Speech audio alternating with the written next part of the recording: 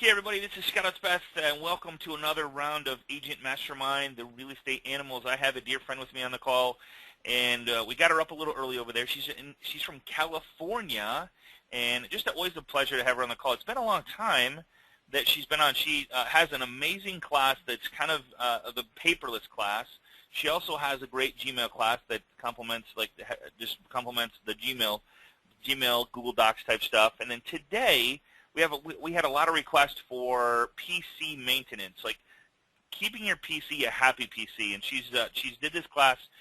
Correct me if I'm wrong, Sally, for the border realtors out there, a bunch of people out there that you got a lot of kudos from, because it helped out a lot, and it's helping people maybe save a couple minutes out of their day, even maybe a couple hours. Because when you run into computer problems, it's always it can ruin your whole day. So how you doing, Sally? I'm doing terrific. Thanks for having me, Scotty. It's always a pleasure having you back. So today, I'm going to let you take, and I'm going to take notes because I'm a PC guy, and I think if you're on the call, most of us are PC people. So what would you sum it up in a couple words, and maybe this is the title here, PC setup and maintenance. How did you come about this class? What caused you to go, you know what, I need to put this together for people to help them out? Is there a story behind that? There is, actually, and part of the story is that I wind up doing this for people. Okay. Which is great. I mean, I don't mind doing it, and of course I get paid, so that's all wonderful. But it's a time issue, and it's the kind of thing that I wind up doing for people because they don't know how to do it for themselves. Okay. And I believe in empowering people with knowledge as much as possible. This stuff is not very difficult, but everybody seems to be afraid of their computers. They're afraid they're going to mess it up. They're afraid they're going to do something wrong. They're afraid they're going to lose everything they own as a result of whatever they do. So this class is about two separate things. The first one is PC setup, and I'm going to kind of breeze through that stuff relatively quickly at the beginning, because I'm guessing that most of our people are not setting up a new PC right now. But I know that you'll make these slides available at the end so that people can get them later. And then so the next time you get a new PC, get the slides back out, go through it step by step, and do the things that I'm suggesting. You'll start off with a clean one to begin with, which makes your whole life so much easier. Yeah, absolutely. And then the rest of it is all about how to keep it that way once you've got it that way. So we're going to talk a little bit about why those things are important as well. Okay, awesome. Well, I'm going to shut up and sit back and take notes because I know I'm going to learn something, and let you do your thing, and then I'll just kind of chirp in when I have a question. Sound good? Excellent, excellent. And as you guys can see, I do have some contact info up here on the screen to begin with. I am happy to take questions. And you know, what Scotty didn't mention is, like pretty much the rest of you guys, I am a real estate agent. So my primary business is actually conducting transactions.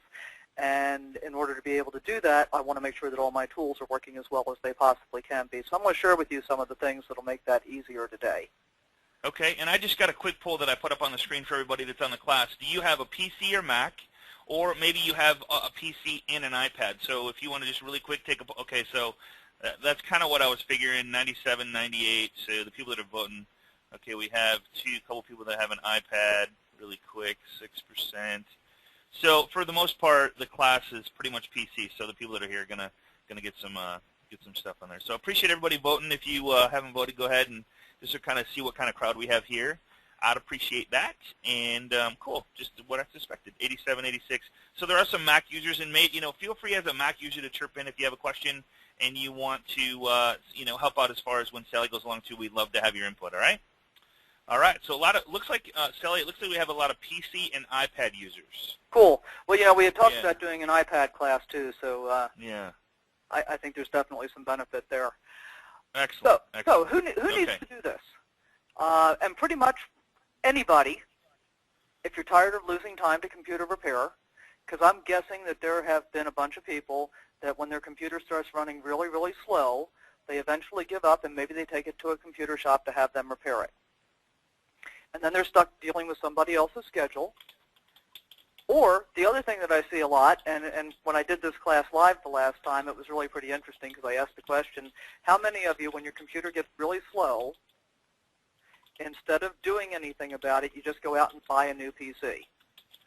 And I had about 60% of the people present said that was the way that they did it. So, I just find that a little bit scary. So Spend the money first instead of try and fix what you have already. Yeah, Okay. and in fact, all the stuff that I'm sharing with you today is so many of the things that I do. This is all free stuff. So you don't even have to spend any money to do this. It just, you got to invest a little bit of time. Great for anybody that's interested in acquiring new skills and knowledge. And you get a feeling of accomplishment because you're going to get over that fear of, oh, man, I'm going to do something terribly wrong and really mess it up, and then I won't be able to do anything. That's not the way this works. It's pretty hard to mess it up entirely. So why should you do this? Well, you want to save time, increase your productivity, reduce frustration. I don't know about you guys, but when I'm in the middle of trying to get a transaction to come together and I've got my PC not operating properly, things are freezing up, and you're at that deadline where you've absolutely positively got to have that short sale package into the bank before 5 o'clock today, I want to miss those things. Right. So reduce all of that, save money, and I'm sure that you can think of some other reasons why having a clean PC is going to be better for you than not. Well, I just wonder how much time you'd actually save when you actually don't have to deal with all this crap. That slowing down for, I mean, I had an issue with my Jing project, right, and I had to reboot twice, and I'm like, okay, what's going on? Why is it? But sometimes it's a software reason or whatever. But I mean, it's totally frustrating. It literally can get you off your game and ruin a couple hours of your day. So yeah, and make you miss deadlines. I mean, I have people in my office that have, they will come to me practically screaming, can you help me with this? I have got to make this deadline. Okay. And part of the way that I've tried to get the people in my office to deal with this stuff more effectively is to use Dropbox. And we've talked about that in our paperless classes. Absolutely. But we'll have to do that again. We'll have to do that again, Sally. Actually, a couple people were asking about it. I think that's a great idea. The people that are using Dropbox and they're complaining about needing to be able to get their documents out, but their PC is too slow, I say, here, log in here. Yeah. Use mine. Yeah, right. And let's get it done. So why is it important? PC setup is important because the way that they come preloaded with software that you probably don't want. That's the way they come from the factory. Okay? So starting with a clean slate, make sure that you're going to have better performance, that your computer is actually going to last longer. And the short answer is a clean PC is a happy PC. The slightly longer answer, because my background is as an engineer, is that there are two things that kill electronics. One is heat and the other is vibration. Well, how do you accumulate heat in electronics? The more the CPUs and all of the stuff that drives your PC, the more that stuff has to work, the hotter it gets. The hotter it gets, the more likely it is to fail. Okay? So the cleaner you can keep it, the longer it's going to last, which is a pretty interesting concept. Now, when you say cleaner you can keep it, less stuff on your computer, the more stuff in the clouds? Not necessarily. Cleaner is in operating at peak efficiency. Okay, all right. So a couple caveats, and I can't remember if these are in the slides, so I'm going to give you a couple of notes to take right off the bat. And one is that your goal should be to keep your hard drive no more than about half full, whatever size your hard drive is. If you've got, a terabyte, then you want to have no more than 500 gigs on your hard drive, pretty much. Okay. And part of the reason is that every time you save something to your hard drive, it has to find a place to put it. And it'll put it in the first place that it can find, but if there's not enough room to store whatever size that file is in that one place, it breaks it up into different pieces. That's how your hard drive becomes fragmented. Okay? So if you are filling your hard drive up, if you're using 70, 80, 90% of it, it is much harder for it to be able to find a place to put an entire whole file. Now, if you're going to cover this, maybe I'll save my question. But so if you say that somebody on the call, because I've worked with a bunch of agents, and I look at their hard drive and it's full, literally full. So it's like on the red line, it's redlining. You know what I mean? Yeah. One more thing, it's going to blow up. So are you going to cover what they should do if that is the case? Actually, I don't. But here's what you should do: get another hard drive. Get an external hard drive, or which one would you, like something, because I know they're real inexpensive. They are. Memory is so cheap now, it's just crazy. So if you're using a desktop unit, the chances are good that you've got space in there to put another internal hard drive, which is not hard to do. It really isn't. Okay. Read and follow the directions. It takes about 5 minutes. If you're using a PC, get an external hard drive. Okay? And then, once you have a new hard drive, move all of your data, all of your client files, all of that kind of stuff, your music, your photos, all of that, Move all of that to your new hard drive. Okay. Leave Now, all of your operating system and applications on your old hard drive because that's what your computer is already set up to look at. Now let me clarify. So a PC is a personal computer, which means like not a desktop, but a laptop. No, actually, a PC could be a desktop or a laptop. Okay. All right. Personal computer. Okay. Perfect. So yeah, either way works. Or a netbook. Okay. Or an ultrabook. Okay. So the difference between PC and Mac is simply operating platform at this point. Okay. So PCs generally run Windows, although I'm pretty sure that none of our people are probably running Linux. But PCs generally run Windows. They can run Linux. It's a little more advanced to deal with. And Macs are running OS X, Leopard, or whatever the current version of that is. So that's really the only difference. It doesn't matter what the package is. It matters what the operating system is. Okay, and somebody asked, I don't know if you want to answer this, somebody asked how to find out where your hard drive is at, because somebody might not even know. Couple of ways. The best thing to do is to go to the manufacturer's website and put in the model number of your particular PC. So if it's a desktop unit, the model and serial numbers will be on the back. If it's a notebook or ultrabook or anything that you can pick up and carry around, basically, the numbers will be on the bottom. Okay. And every manufacturer has a space where you can put in the model number and the serial number of your unit, and then it'll give you all the information about yours. It'll tell you exactly where all the components are. It'll give you the directions for how to upgrade hard drives and so forth. Okay. And I would suggest that you do not buy a new hard drive from your computer manufacturer. Okay. Go to Tom's Hardware. Okay. And search online for Tom's Hardware to find the hard drive for your computer, because it'll tell you what you need. But if you buy it from the manufacturer, you're going to pay about 2.5 times what you would anyplace else. Okay, and there's a ton of good questions. So we'll let Sally kind of go through this, and then at the end we'll answer. We'll make sure we get all our questions answered, if that's okay with you. Cool. And I'm going to go really quick on the setup part, because as I said, this is just what you're going to see. But there's a couple of things here, and one is really important, and this is what scares everybody. Whenever you're installing new software, always choose the custom option. Don't choose Express. Don't choose Standard. Choose Custom. Here's the thing to understand about the custom option.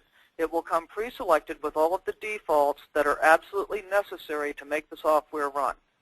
Okay? You cannot unchoose. I don't think that's really a word. I just made it up.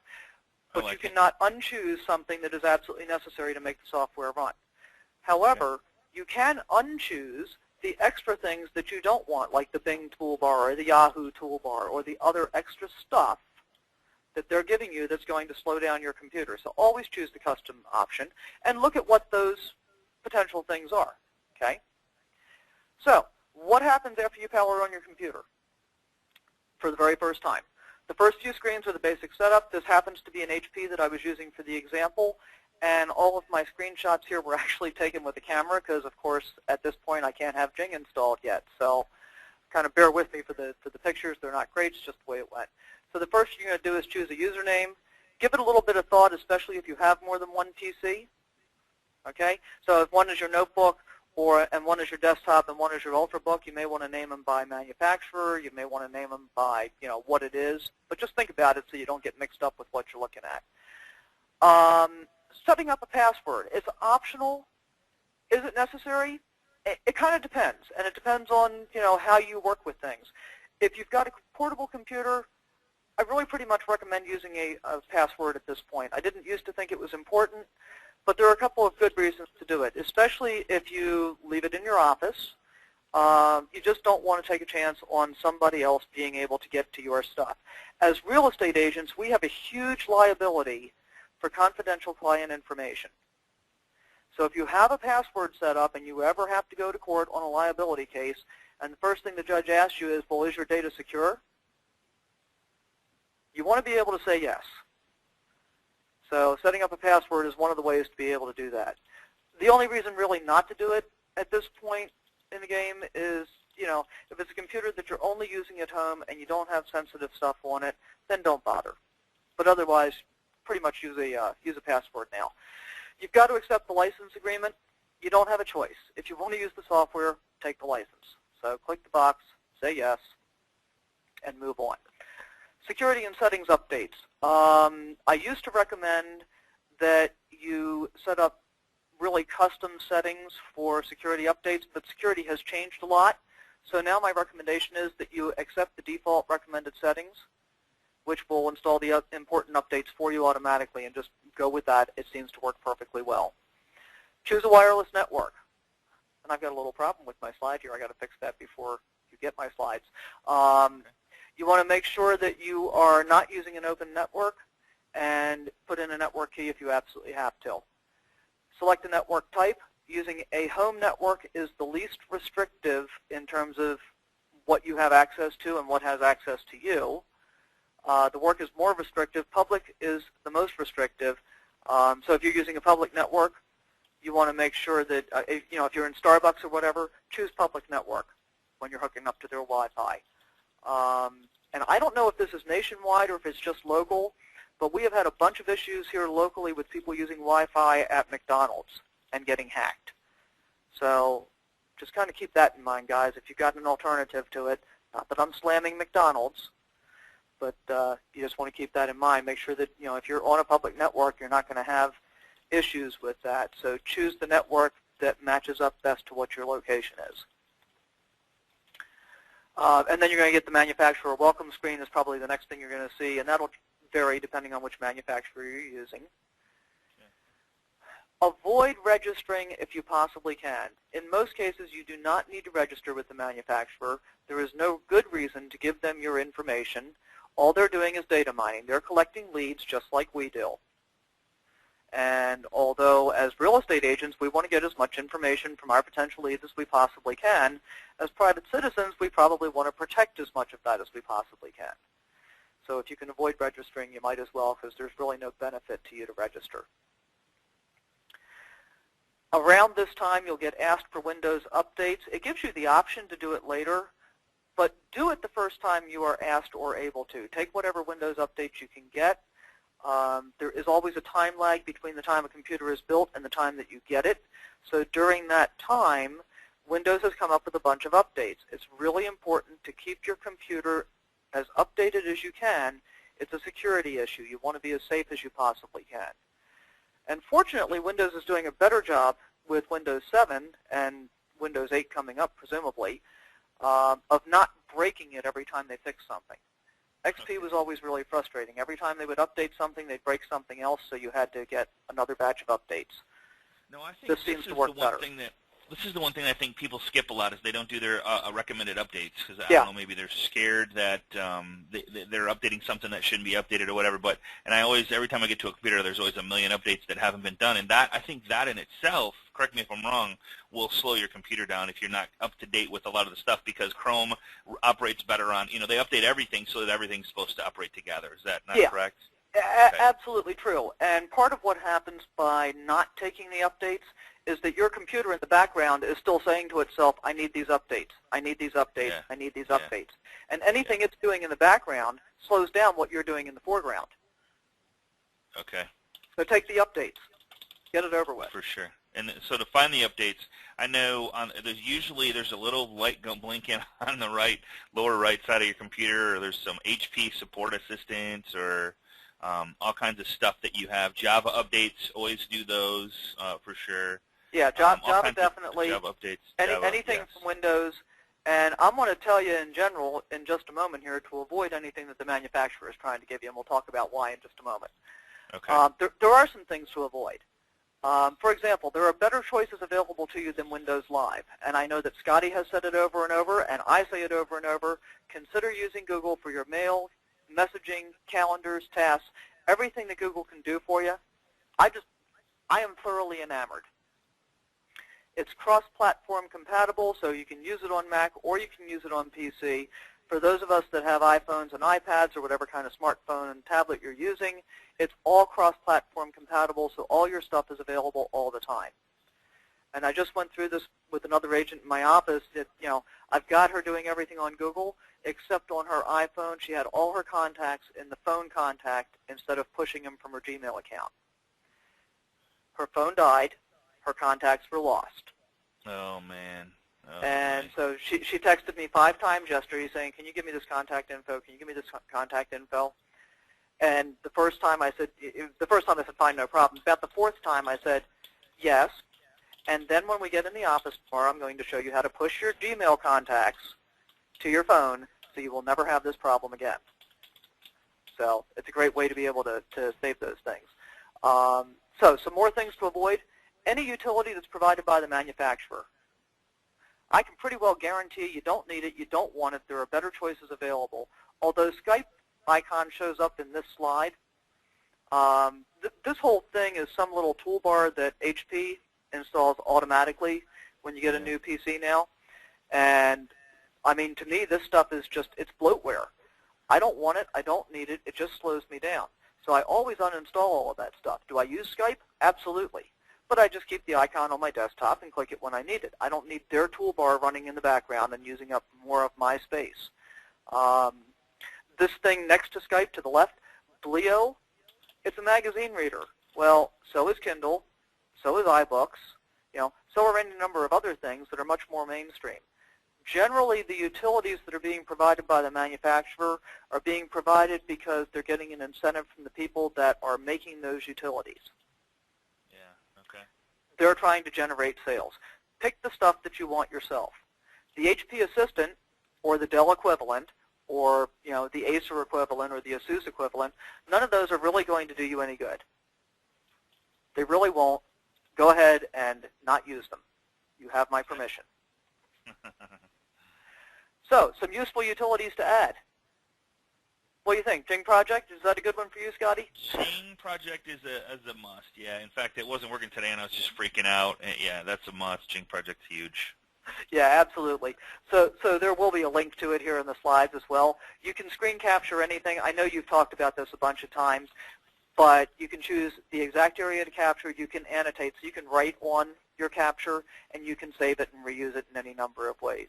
And in this case, on this computer that I was setting up, as soon as I was able to install anything, once I got past the first stages, first thing I did was put Jing on so that I could make screen captures for the rest of the slides. Yeah. So the next thing you want to do is improve your antivirus. Okay. The antivirus program that came with your computer is not the one that you want to keep, and there are a whole bunch of reasons for it. Several of those reasons include the fact that at some point you're going to have to pay for updates to be able to get the updated virus definitions. You don't want to do that. It's not necessary to do that. It's not useful to do that. There's no reason to spend money on that stuff, okay? The second is that all of the virus programs that come preloaded on computers, the antivirus programs that come preloaded, are bloatware. They're huge. They take up a lot of resources, so they slow your computer down. And worse, they're not terribly accurate. So to me, there is no point in having an antivirus program that does not effectively work. As much as I really personally don't love Microsoft products, Microsoft Security Essentials is the best antivirus program I've been able to find. It was recommended to me originally by one of my good friends who's an IT geek for a college, and that's what they use on all of their platforms. Sally, I don't normally jump in like this. I apologize, but with this one, I'll tell you, my IT guy turned me on about a year and a half ago to Microsoft Security Essentials. I have been using it on all of my PCs at home and at work ever since. I have had zero issue. Before that, I mean, I had Norton, I tried Mac, I tried all of them. And I'd get viruses now and then. I mean, I got a 13-year-old son and a 19-year-old girl at home, so I'd get viruses on a regular basis. Right. Since Exactly. Microsoft Security Essentials, I have had zero issues with any kind of security threats. And so, Paul, you want to share what you're paying for this software? I pay, it's pretty expensive, I will tell you. I pay exactly what I pay for Jing, which is $0.00 a month, and it is always updated. Yeah. Right. And you don't have to do anything about it, which is great. That's So- my favorite part. I installed it one time, and it sits there running in the background. Yeah, and I pay no attention to it once it's installed. It's absolutely terrific. One of the things you do have to be careful about, guys, is to make sure that you download the correct version for your operating system. So on a PC, you can have either a 32-bit operating system or a 64-bit operating system. And before you start typing in the questions, how do I tell? Hang on, because the next slide's going to tell you how to tell, okay? Because I know most people don't know which system they have. So here's how you find out which operating system you have. Go to the Start button, click Computer, and then right-click on Properties at the bottom of the list, okay? Once you've done that, the window on the right-hand side will open up, and down there where the arrow is pointing, it says System Type, and the one that I'm working on here is a 64-bit operating system. So this is how you can figure out whether you're running 64 or 32-bit. Why is this important? Well, here you go. A 32-bit software, excuse me, I got convention flu at the car meetings last week. A 32-bit software will run on a 64-bit operating system, no problem. However, 64-bit software will not run correctly on 32-bit operating system. So if you've got 64-bit, you can download either one. But if you have 64-bit, you're going to be better off using software that's designed for it. So find out what you've got and choose the correct software. And there's a lot of questions coming in about like which antivirus. Like, I mean, if you have one, you're happy with it. I know I've used Kaspersky, I've used Malwarebytes. I personally have deleted all of those, and I use the Microsoft Security Essentials myself. So that is, but that's up to you. I mean, I just found that not that there's anything wrong with Malwarebytes or Kaspersky, but I just found that those seem to do weird things to my computer, slowed it down. I don't know. I can't tell you which one was which, but they slowed it down. It had it so it locked up more. I just don't know. With Microsoft Security Essentials, I don't have any issues with using that one. So I'm just saying that's the one I personally use, and I don't know who turned me onto it, but that's the one I use. And here's what happens with pretty much everything else that I've ever tried, which includes Kaspersky, Malwarebytes, AVG, Avast. There's a million. Yeah, there's a whole bunch of them. Norton, McAfee. I mean, I've used all of them, okay? Yeah. And what happens with every single one of those is they use a lot more of your computer's resources. Remember the thing that I said back at the beginning, the two things that kill computers are heat and vibration, or electronics, heat and vibration? Right. So the more resources that are being used, the more intensely your stuff is being addressed, your CPU is being addressed, that's going to create more heat. It's going to cause your computer to fail more quickly. Yeah. So the less of that you can do, the better off you're going to be. So here's the way that you have to deal with changing your antivirus program, and this does make everybody, including me, a little bit nervous, quite frankly.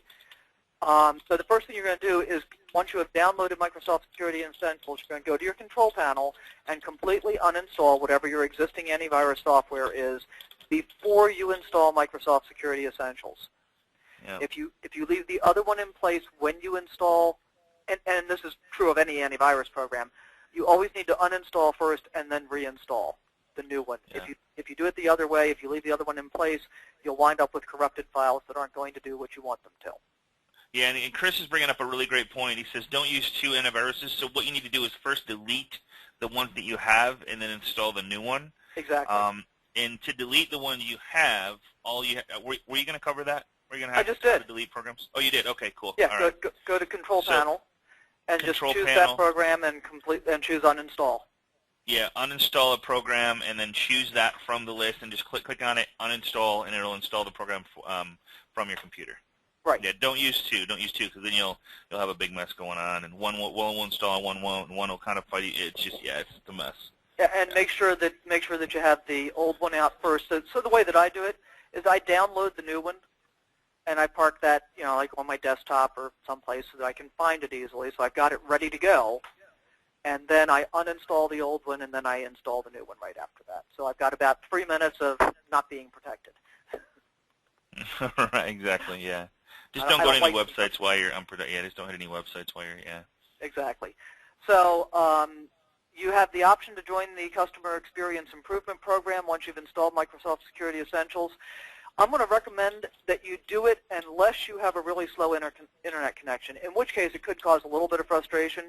But the reason to do it is that they collect background information, nothing personal, nothing that can identify you, but they collect information about what's going on in the background in your computer, which makes it better and easier for them to develop updated virus definitions so that we have the best program we can possibly have. Does that make sense? Yeah, absolutely, absolutely. So unless you've got a really slow connection, go ahead and do it. Once you have installed it, this is the next screen that you'll see, and it gives you the option to do a scan right away.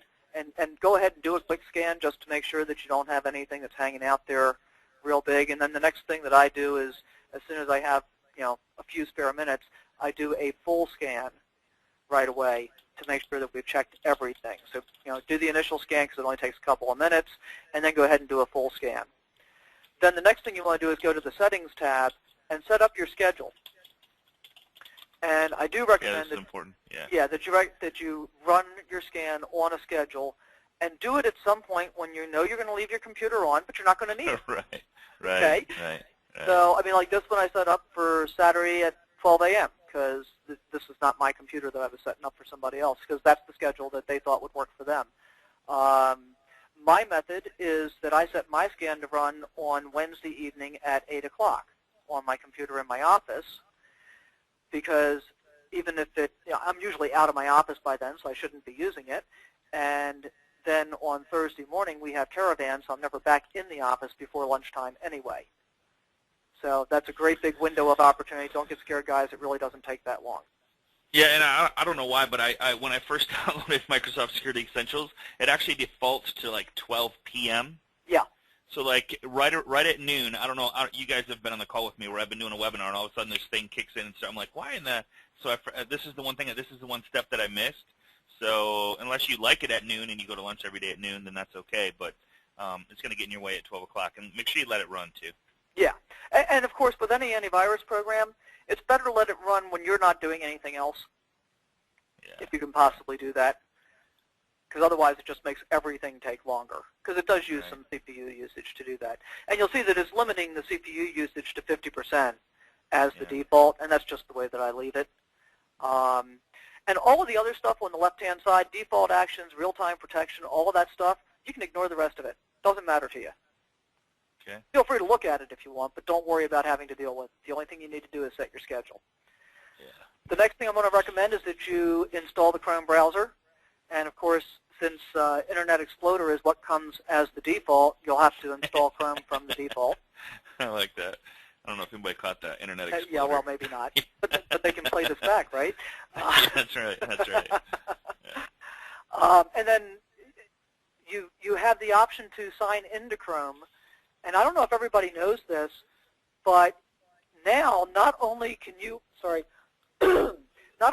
share your bookmarks and sync your bookmarks across PCs and that kind of thing, but can you see the little tab down at the bottom that says Other Devices next to Web Store?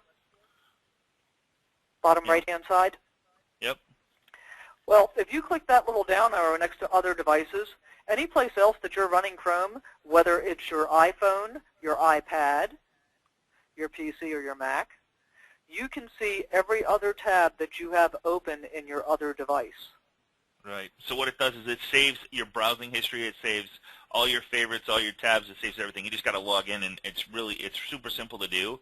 And it's then you just stay logged in. Set that up. Yeah, just stay logged in. Yeah, you just stay there. So every computer you go to, if you log into Chrome, it knows exactly where you've been, all your favorite sites, everything you've ever done in Chrome. It knows it. It like saves it for you. It's pretty cool. And it knows what's currently open on any of your other devices. So, for example, I just spent a week in Anaheim at the California Association of Realtors business meetings, and before I left, on the computer that I'm using now to do this presentation for you guys, I opened a whole bunch of tabs in Chrome that had things that I knew that I was going to want to be able to get access to, but I didn't want to have them open on my iPad or the Ultrabook that I had with me all the time. Yeah. So every time I opened Chrome and I needed something, I could just go back and pull it up from the computer that I had left sitting at my desk. Okay, very nice. Yeah, that's Very, saves you a very ton cool. of time. Ton of time. Ton of one time thing, and resources. Yeah, somebody said. Ron says I had to start using Gmail and IE. One of the things I do a lot of is I clear everything out of my Chrome, and it's real easy to do that. And you might be going to cover this, but if you hit the Control Shift and Delete key all at the same time, Control Shift Delete, it'll let you clear